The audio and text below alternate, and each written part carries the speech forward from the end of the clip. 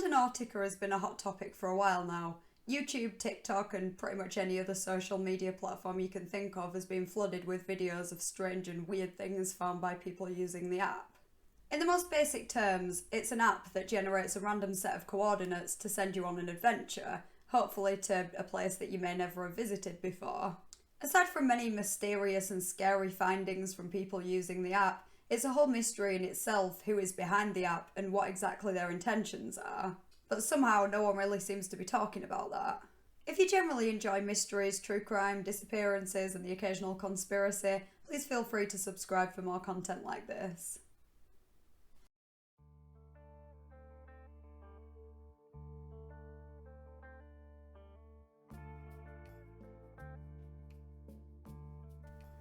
So I briefly explained what Randonautica is. The ideas behind it, however, are what make it so bizarre. While the app generates random coordinates for you to explore, you are told to focus on your intent. This could be anything that you want to find on your adventure, from physical objects such as orange flowers to something more abstract such as happiness or mystery. The idea behind it is that your mind and your thoughts could have an impact on the environment around you. Now, I wouldn't completely rule out anything. I mean, there's a lot of weird and bizarre things that happen in the world that can't be explained, but I would be lying if I said I wasn't a little bit skeptical.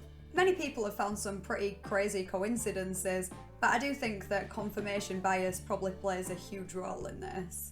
If you're actively looking for something, you're probably more likely to find it. A quick search on YouTube or TikTok will reveal thousands of weird, creepy and strange findings, the most notable of which would be the body in the suitcase found by a group of teenagers in Seattle by using the Randonautica app. Open it. It stinks, y'all. It washed out. Oh. Oh. I'm not going to go into too much detail about the strange things that people have found using the app. There's already thousands of videos out there that do exactly that. And I think debatably the bigger mystery is who is really behind the app and what their intentions are. However, I will briefly explain my experience with it. I decided to give it a try last weekend with mystery as my intent. I generated a few locations and picked a couple that were within walking distance of my home. The most exciting thing the exact location sent us to was a man mowing some grass at a dead end of a street.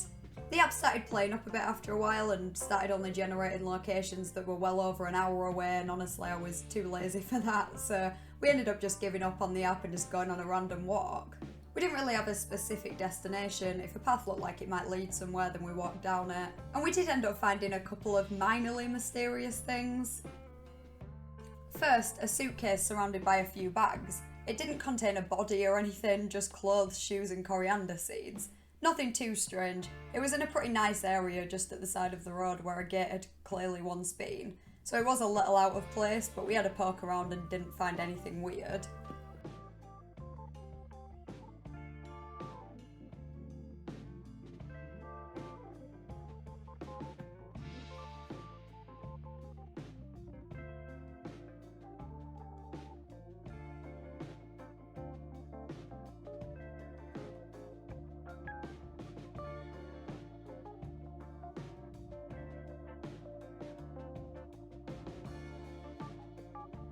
We carried on walking and found quite a nice little wooded area. We sat down for a few minutes and noticed a DVD tied to a tree branch.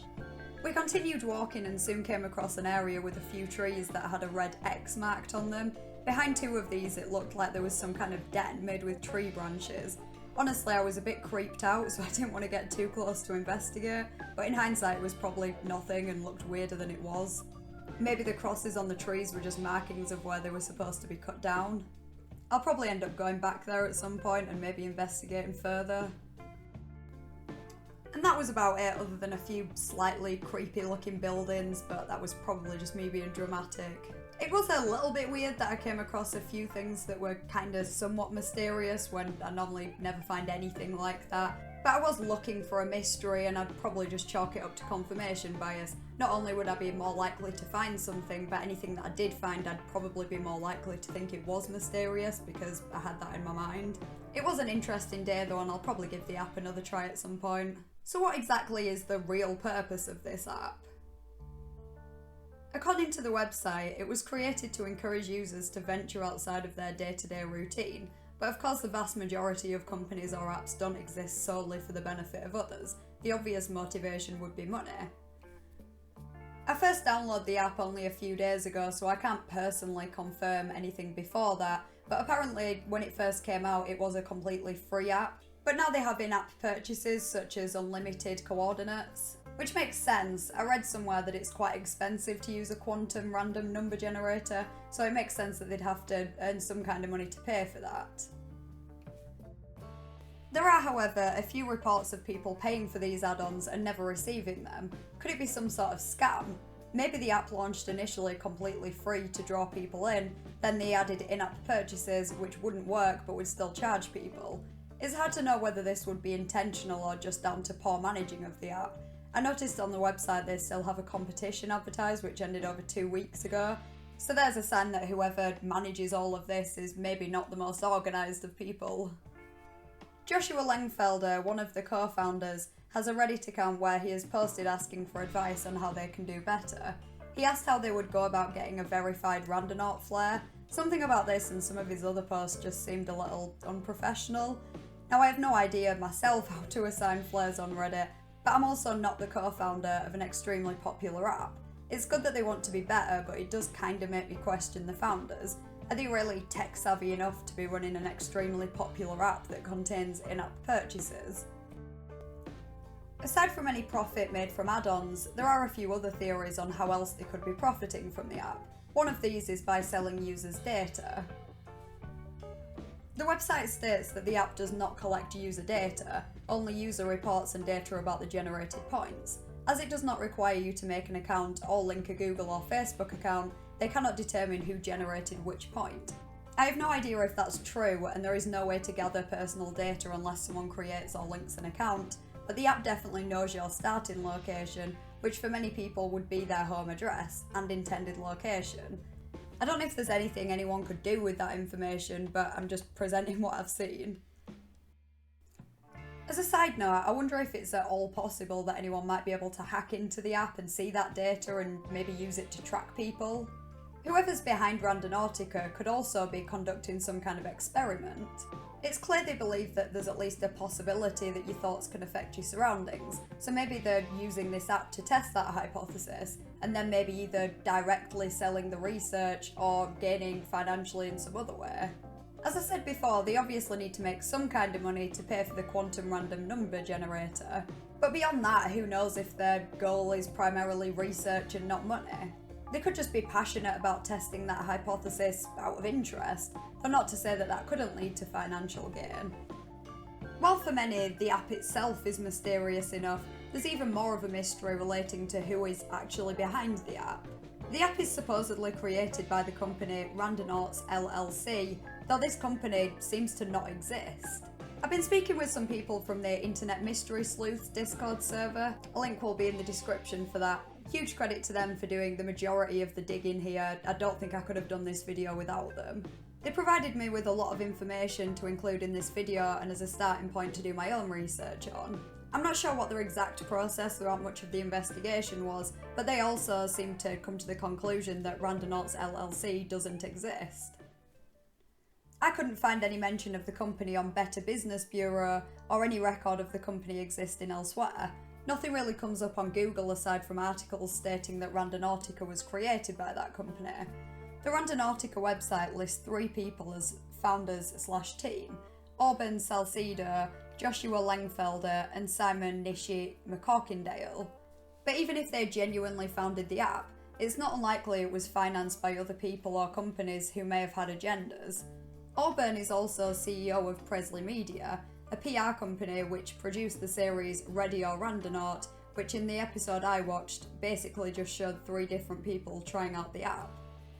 There are a few interesting things and coincidences relating to Presley Media, one being that around a year ago they posted a video on Facebook and Instagram where an employee showed a suitcase while giving some packing tips. Inside the suitcase was a human head. It was clearly meant to be a joke, but it's quite the coincidence when you think about the body that was found in a suitcase months later. The most well-known finding from using the Randonautica app. Apparently they also vanished from social media for a while after this post. Some people have even theorised that the perpetrator of the apparent murder was someone from Presley, and that the teens finding the corpse was no coincidence, they were intentionally sent there. Maybe the video was created to make people believe in the theory behind the app when it came out, and when the body was found. It could even have been a cry for help for an employee of Presley that found out what was going on, but that's just a theory. Though Presley as a company is a little bit odd and pretty suspicious. They claim to have worked with various well-known brands such as LG, Smirnoff, Dove and Pampers, though it's a bit hard to see why such brands would want to work with Presley. Going off a video on their site, which kinda seems like a trailer for their company, and the Radio Randonaut show, their style is kinda tacky. It doesn't seem very professional to say the least. Out of all the PR films in the USA, why would these brands pick Presley? I couldn't even find any solid proof that Presley has worked with these brands. The only mention is on Presley's website or in their Vimeo videos. None of it really adds up. Could they have faked working with those brands and maybe made the app as some kind of front for money laundering possibly? The real money maybe coming from data mining on the app or through other illegal means. It does seem possible that Presley is either a fake company or a much smaller company than they claim to be, which is a front for something else. It's also been suggested that Presley was once a legit PR firm, but ended up getting involved in the wrong investors and it kind of went downhill from there. Maybe Presley started to become scared of the investors or just generally didn't want to be involved in them anymore. So they start trying to make the company look less legit, by producing some questionable media and generally making the company look pretty unprofessional. Presley then starts to look like a liability and not worth the hassle, and the investors back out.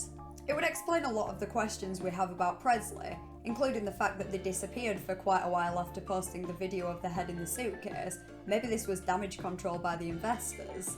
The strange ways they have responded to some criticism does not seem like it came from a respectable PR firm, but again, maybe this could be damage control by the investors. There is a possibility that Presley is linked with another company, Kitchen Consultants. We'll call it KC. On the website they list Presley as one of their clients. Presley also recently posted a job vacancy where it listed PR firms that the successful applicant would get a chance to work with. KC claims to work with each of those firms listed in Presley's vacancy. However, this company itself is pretty shady to say the least. Like Presley, it lists many well-known brands they've worked with, from Kellogg's to Unilever to Nestle. But again, beyond this website, there's not easily found evidence that they currently work or have ever worked with such brands. An internet mystery sleuth investigator called the phone number that was listed on the KC website, and whoever answered apparently sounded like a young girl who claimed they had the wrong number and had no idea about KC, which is obviously a huge red flag. KC seems even sketchier than Presley, though as far as I'm aware Presley has never acknowledged KC publicly. It's impossible to tell if KC is linked with or has worked with Presley in the past, or is just falsely claiming to. So to recap, we have a pretty mysterious app which was either created by a shady PR company that could well be fake or a front for something else, or at least by the CEO of that company, which is also possibly linked to another company that is also very suspicious. None of it's looking great. But no one really knows what exactly is going on with Presley and if there is a hidden agenda behind the app. All we can do is research into what's publicly available.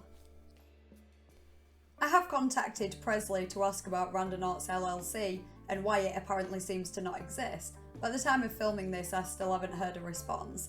As and when I do find out any more information, I'll make sure to update you all. So usual disclaimer, the theories discussed in this video are literally just theories, not facts. Please don't try and contact or harass anyone mentioned in the video. I'm sure this is a mystery or collection of mysteries that one day we'll get an answer to, but as of now it's still an ongoing investigation. If you'd like to help do some digging or just watch the mystery develop, I'll leave a link in the description for the Internet Mystery Sleuth's Discord server. Again, huge thanks to them for helping with this video. If you enjoyed the video, please consider giving it a like, subscribe and leave your thoughts in the comments. Thanks for watching and I'll see you next Thursday in a new video.